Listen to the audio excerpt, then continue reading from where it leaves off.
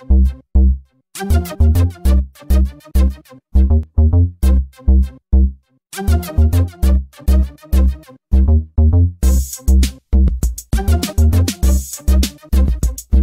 back to TechQuest TV. My name is Kelly Lewis. I'm President and CEO of TechQuest Pennsylvania, and we're excited to end up our show here with MindTech, which is based operations here in central Pennsylvania, and I'm joined by Mohun Kapur, who's in charge of business development at MindTech in the eastern region. Mohun, welcome to TechQuest TV.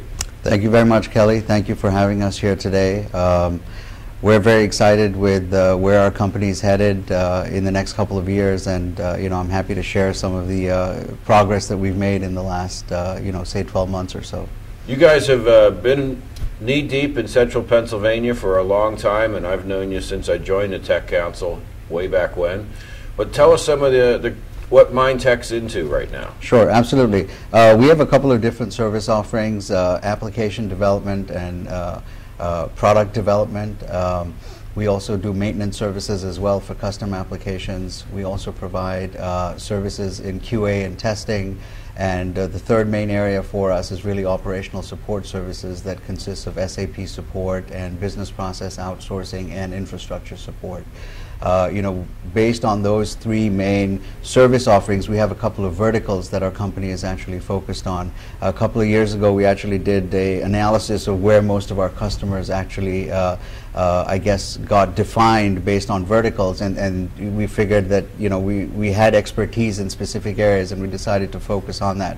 The first one is life sciences, where we're actually working with analytical instrument manufacturers that make analytical instruments as well as lab instruments as well, and there we're actually working with 4 of the 5 largest companies in the world that actually make various instruments for the labs. Another focus area for us is banking, financial services, and insurance, where our expertise actually lies in one specific area called GRC, which is governance, risk, and compliance. And specifically within that, we focused on anti-money laundering solutions, as well as something called KYC, which is Know Your Customer. The third vertical, of course, is public sector. We've had a long history of working with the Commonwealth of Pennsylvania now for over 10 years. We've worked with just about every department out there. And we continue to work even today. We're currently working with Department of State and Department of Education, are 2 of the larger projects that we're doing here in the Commonwealth.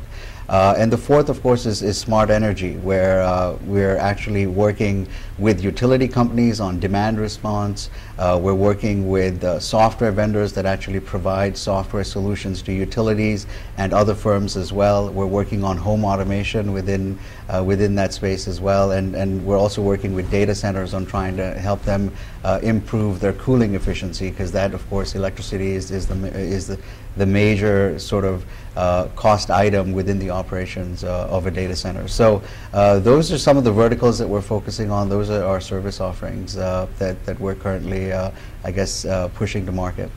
Well, I mean, that's fascinating on the medical device. That's something new for me to learn. So I always learn things on TechQuest TV. Right. But now the government sector, definitely that's the meat and butter of what I've known you guys for. But this infrastructure is very interesting, because we've spent a lot of time developing the Pennsylvania Infrastructure Group, because the tech industry, we can't live without the electricity. Absolutely. And all of our workers obviously want a great environment so that they decide to live in Pennsylvania and run tech companies. So, but you went overseas and did a project in the UK.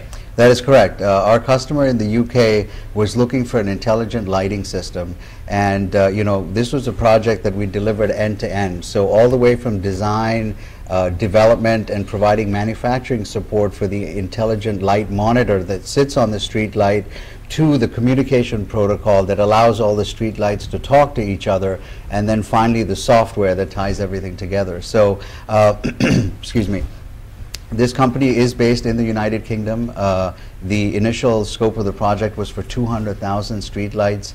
They're currently, I think, 35,000 is the number of streetlights that have been, I think, gone active in phase 1, and then phase 2 will have essentially the remainder.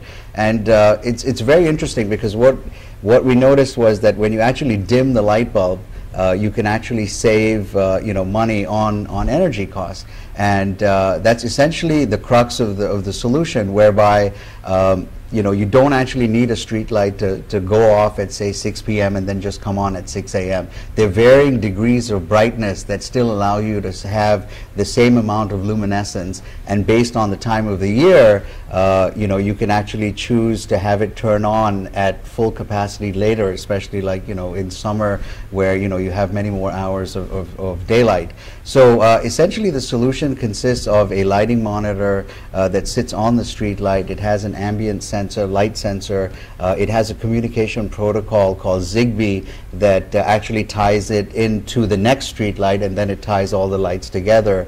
And then the software piece actually allows the customer to access and set profiles for all the street lights that are under essentially the grid, if you will, and allows you to set profiles from based on these 3 months, we're going to turn the light on at 70% at 7 p.m. and then we'll gradually, as dawn starts to break, you can actually start going from 100% down instead of just doing an on-off. So that essentially has shown us about a 30% savings on each street light. And this is a concept now that we would like to, or we've already started actually pushing this out here in Pennsylvania to start with, and we'd like to see how we can push this to other local governments across the U.S. And given the budget constraints that we see not just at the state level, but even going down into counties and townships, we feel that this is definitely something that would resonate in terms of saving approximately 30% in energy costs per street light. That's totally fascinating, and we need to work with you guys on that, because I think so many governments are looking for ways to make some strategic investments in technology to make things more efficient and drive cost savings. Mm-hmm. we definitely have to talk after the show. Sure. On that, and see if there's not some Pennsylvania communities that could help us demo that and get it rich and right. and deployed and demonstrate the savings. Absolutely. I mean, this is something that again, it would be different for township to township, because again, it boils down to who really owns the streetlights. Hampden Township just completed a project where they actually purchased all of the streetlights from PPL in lieu of having to pay a rental charge each year for each streetlight. So I know that that's one local township that actually owns the streetlights now. The interesting part about owning the streetlights is that you actually own the pole as well.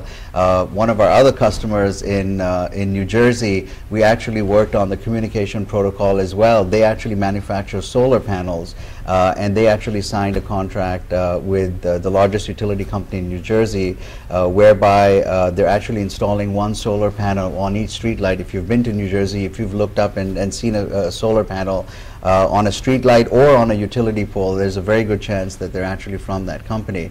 And again, that company, the power is, there's an inverter at the bottom of the solar panel, and it actually generates power, and that's fed back into the grid.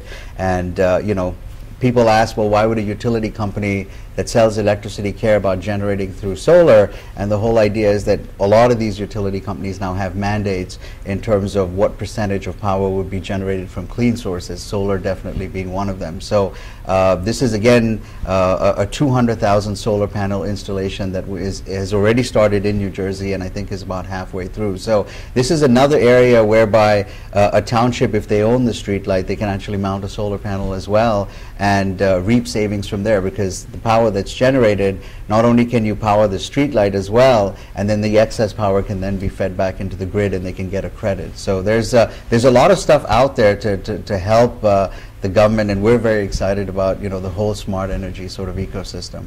Well, this is exciting, and this is a great way to break it out on TechQuest TV. And we look forward to working with you to map out some strategies to get that out to Pennsylvania communities, and maybe we can use this YouTube video format to get out to some communities as well. But thanks again for all your help with TechQuest over the years, and MindTech being a great citizen here in central Pennsylvania. We're glad to be hosting projects all over the world, so that's awesome. Right. To our guests, thanks again for watching TechQuest TV.